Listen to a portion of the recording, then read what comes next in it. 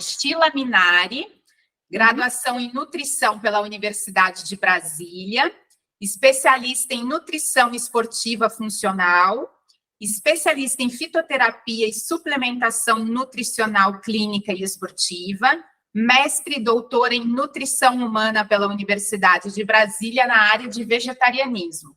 É vegana, triatleta e adora desafios. É isso? É isso. E recentemente docente também. Comecei a dar aula em universidade. Hoje a nossa conversa ela vai ser com o tema do leite e outras fontes aí de cálcio que a gente pode ter. E acho que para a gente entender melhor essa questão, é importante entender, voltar um pouquinho antes, entender a função do cálcio no nosso organismo, né? Qual é a função e a importância do cálcio para o corpo humano?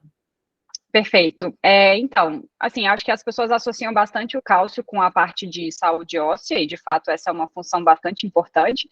Então, é um dos minerais, não é o único mineral, o único nutriente, mas é um dos que participa da formação dos ossos e dos dentes.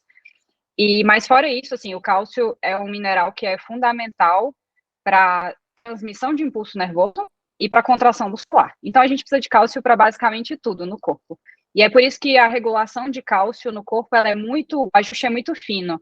Então, o corpo faz de tudo para manter o cálcio em equilíbrio. Então, tem muitos mecanismos regulatórios, né? Então, tanto de absorção do intestino, que alguns outros nutrientes influenciam, né? Tipo a vitamina D, como dessa questão de desmineralização óssea. Então, ou o cálcio ele vem pela alimentação, a gente precisa ingerir cálcio, ou o corpo vai tirar dos ossos. Por isso que existe essa preocupação de que se não comer cálcio o suficiente, aí começa a tirar cálcio dos ossos, e aí isso ao longo dos anos pode gerar alguns problemas. Porque não pode ficar sem cálcio para essas duas funções principais, que é transmitir impulso nervoso, né? Então não pode ficar sem, e contrair músculo. Para contrair músculo a gente precisa de cálcio também. E por que o leite costuma ser a opção mais disseminada quando o assunto é fonte de cálcio? Ele realmente é a melhor opção?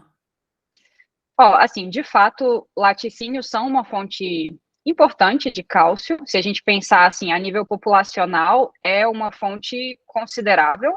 A absorção não é das melhores, então existem fontes, por exemplo, algumas fontes vegetais que a absorção do cálcio é muito melhor do que a absorção dos laticínios, só que laticínios mais concentrados em cálcio.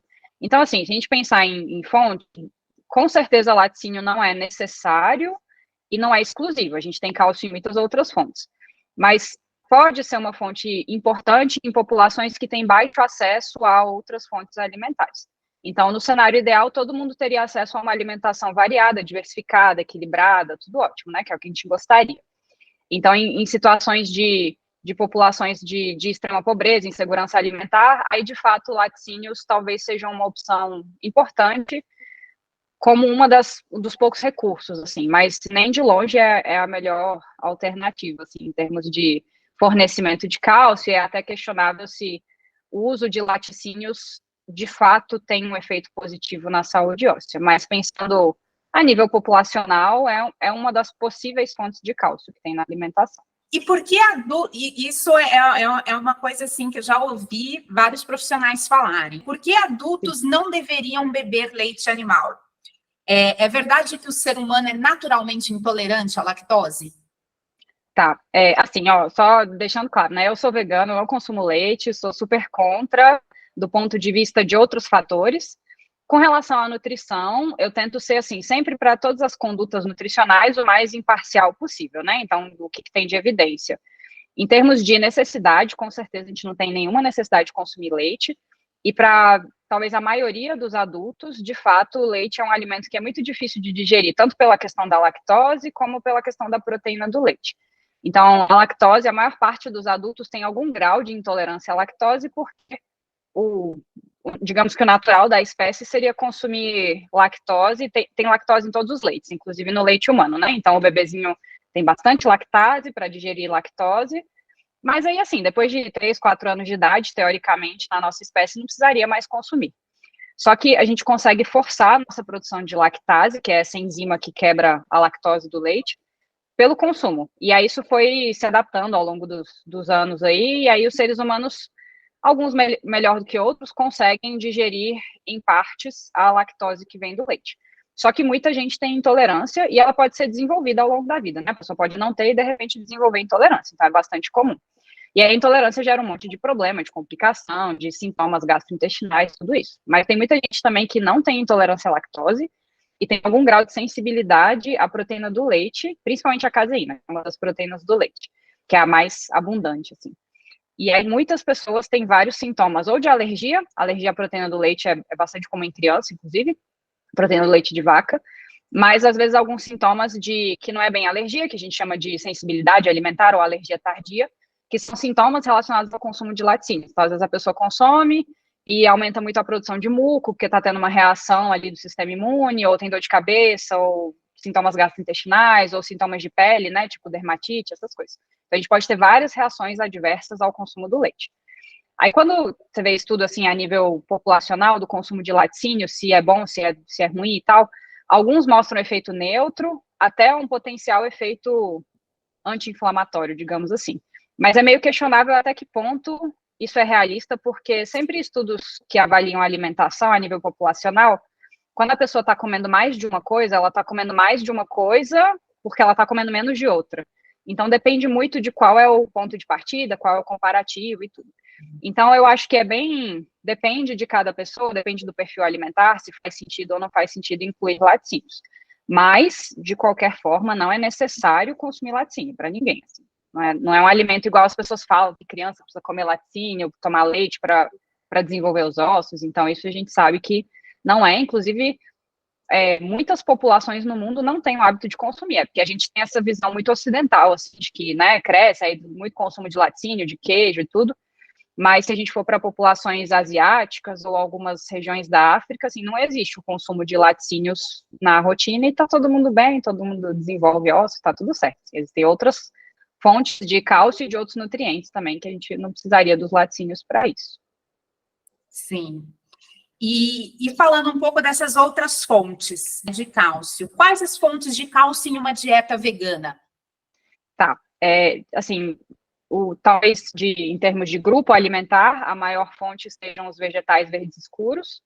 Então, com algumas exceções, a absorção não é muito boa, por exemplo, no espinafre, que é um alimento que tem bastante oxalato, que é um componente que dificulta essa absorção do cálcio, mas tirando essas folhas, esses vegetais que têm muito oxalato, na maioria, tipo na couve, por exemplo, a absorção do cálcio é muito boa. Então, às vezes tem menos cálcio do que leite, mas a gente consegue absorver muito mais. Então, no fim das contas, compensa. Então, os vegetais verdes escuros, bacana. Leguminosas têm bastante cálcio, então é uma fonte importante. Então, feijão, lentilha, grão de bico, a soja. O tofu, principalmente se o tofu for coagulado com cálcio. Então, a gente tem tofu que é coagulado com cálcio e com magnésio. Aí, com cálcio vai ter mais cálcio ainda, que é uma fonte importante. Das sementes, a semente que mais tem cálcio disparado é o gergelim. Então, é bem legal, assim, incluir gergelim e o tahine, que é a pastinha de gergelim, principalmente quando a gente pensa em criança, porque às vezes criança não consegue comer um volume muito grande de vegetais, né? Então, a gente procura incluir esses alimentos para garantir que tem um aporte maior de cálcio. E dependendo da alimentação da pessoa, da necessidade, do quanto come desses alimentos, hoje em dia é bem fácil incluir alimentos enriquecidos com cálcio, né? Aí o mais comum é leite vegetal, então tem leite de soja, de amêndoas. Leite de amêndoas, ele já tem uma quantidade razoável de cálcio, porque a amêndoa tem cálcio, mas aí tem vários desses leites que são enriquecidos com cálcio.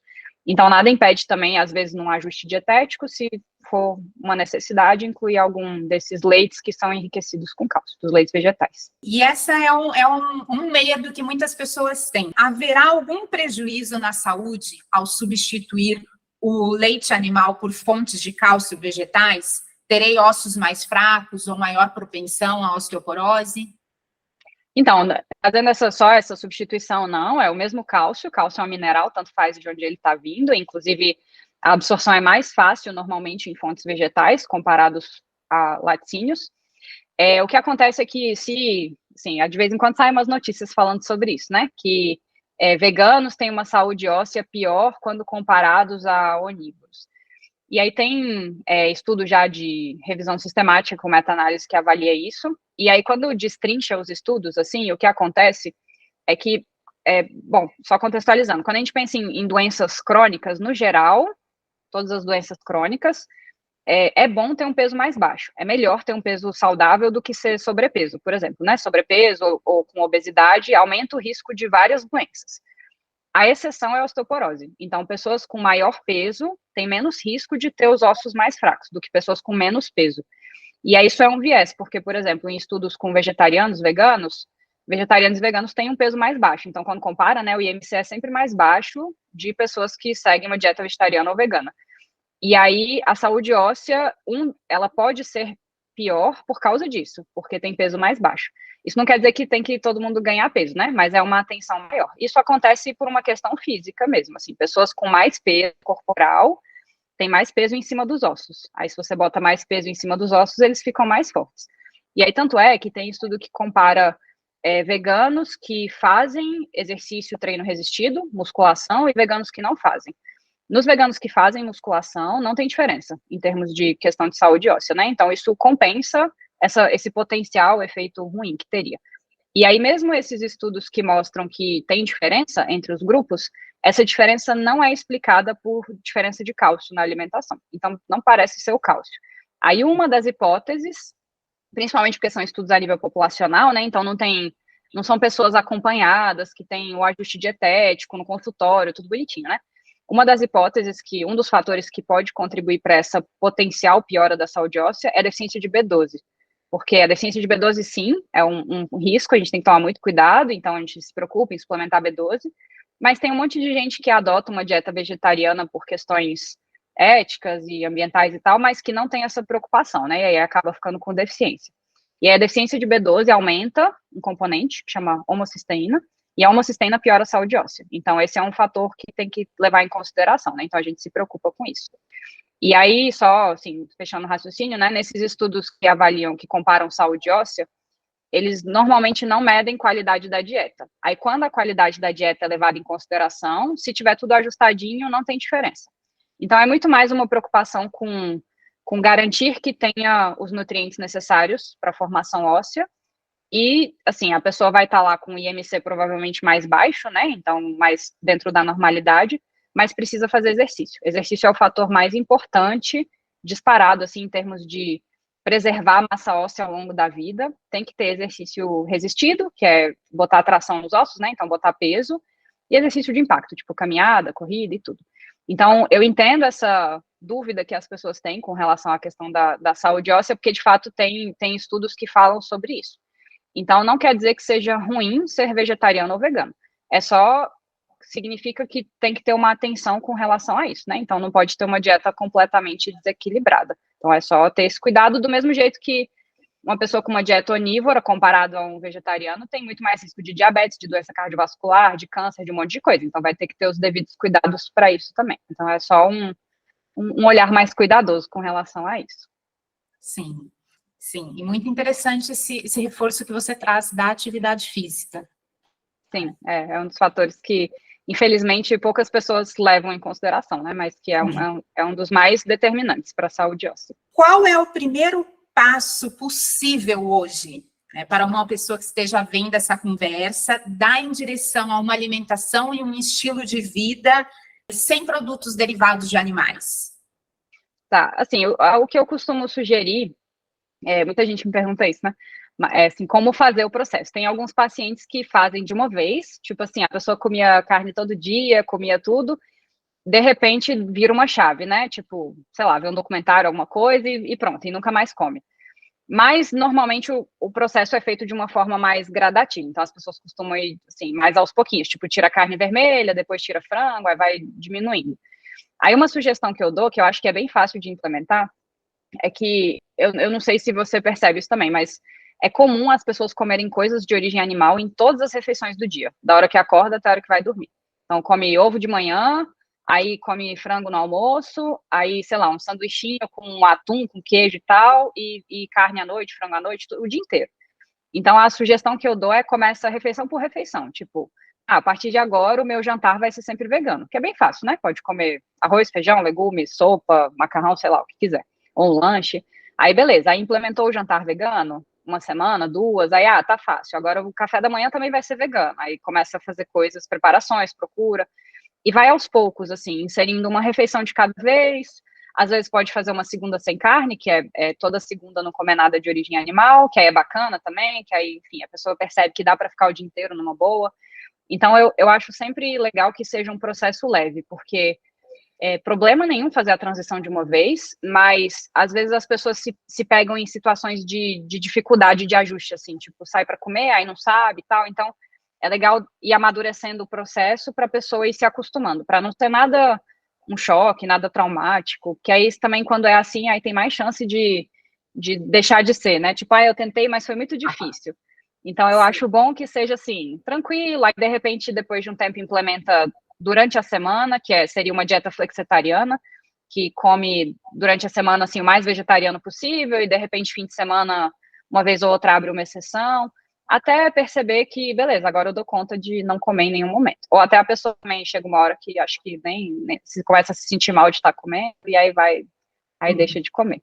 Mas acho legal fazer esse processo assim, de uma forma leve, tem que ser tranquilo. Sim. E às vezes quando vê, nossa, já estou há tanto tempo, nem senti falta de derivados animais. Exato. Fica leve. Porque vai fazendo receita e tal, aí come uma refeição por vez, assim, quando vê, já foi. Aí pronto, é legal que seja assim. Sheila, e agora sim é para você essa pergunta. Sim. Por que o veganismo para você, para Sheila Minari? Tá. Então, assim, eu sempre fui vegetariana, eu nunca comi carnes, os meus pais são vegetarianos, então eu já fui criada vegetariana, mas sempre foi uma questão tranquila para mim, no sentido de que, para mim, acho que, como desde sempre, né, eu nunca vi carne como comida, assim, sempre foi tipo um pedacinho de um animalzinho, então sempre me deu um pouco de agonia a ideia de comer carne. E aí, beleza, só que eu comia ovos, comia laticínios, os derivados todos. E aí, depois que eu me formei e tal, comecei a trabalhar muito com isso, porque eu era vegetariana, então acabava atendendo muitos vegetarianos e veganos, e aí você vai se deparando, né, com muitos questionamentos e tudo, começa a ver muitos documentários, mas aí o que virou a chave mais, assim, foi quando eu comecei a estudar muito a fundo, que foi quando eu comecei a fazer mestrado na área. Aí fiz mestrado, depois doutorado, e assim, aí tem que ler 500 mil artigos, e aí, quanto mais eu estudava, mais eu via que, tipo, nada fazia sentido do consumo de laticínios e ovos, e assim, eu já não estava muito feliz com, enfim, todas as questões ambientais, éticas. Eu sempre gostei muito de bichinho, tinha bichinho em casa, assim, e aí isso foi me dando uma certa agonia. Tipo, eu gostava muito de queijo, nunca tive muito apego com ovo, mas eu gostava muito de queijo. Eu sou italiana, nasci na Itália, então tudo tem queijo na face da terra. E aí, só que toda vez que eu comia, eu comecei a me sentir meio mal, porque eu lembrava dos vídeos dos bezerrinhos sendo arrancada a força da vaquinha, e a vaquinha chorando, e aí eu ficava mal com isso. Aí isso começou a mexer muito. Então, acho que a questão da transição do vegetarianismo para o veganismo foi mais emocional mesmo, assim, do apego com os animais e de entender que é uma indústria tão cruel quanto, ou talvez mais cruel do que a indústria da carne. E aí eu não queria. É só uma sensação assim de não quero ser parte disso, assim. Então, por mais que seja gostoso e maravilhoso, e sei lá, eu consigo muito bem ficar sem. E aí isso tem uns 4 anos, assim. Foi um processo. A transição foi leve, foi nesse sentido que eu falei, né? Eu não comprava, parei de comprar tudo, mas eventualmente eu estava em algum evento, alguma casa de alguém, e ainda comia alguma coisa com queijo. Aí isso começou a psicologicamente me fazer meio mal nesse sentido, de tipo, não sei para que eu estou fazendo isso. Aí um dia eu só parei, assim. Aí tem mais ou menos uns 4 anos isso. E você, que interessante a sua história em relação aos seus pais. Você nunca comeu, nunca ingeriu uma carne ao longo da Não, sua história nem de sua carne. vida, nada? Não, zero. Quando era criança, você não comia em casa, mas aí você ia nas festinhas de colégio, de amigos, tinha e você nunca pegou.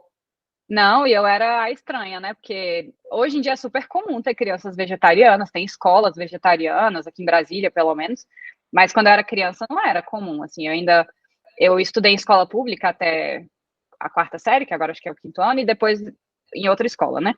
E aí tinha até o lanche da escola e tudo, que era às vezes tinha coisa com carne, às vezes não. Eu tenho memórias, assim, eu muito pequena, e eu lembro de já ter consciência, tipo, não, isso aqui tem carne, carne eu não como. E eu ficava de boa com isso, assim, não tinha nenhum problema de não comer. Era uma coisa que, sei lá, um comparativo que eu vou fazer, né? É igual você pegar uma pessoa e oferecer carne de cachorro. Eu acho que a maioria das pessoas e olhar e ia ficar meio com um nojinho de comer carne de cachorro ou com agonia, porque não é uma coisa que está presente na realidade da pessoa, por mais que tenha pessoas que comem no mundo, né?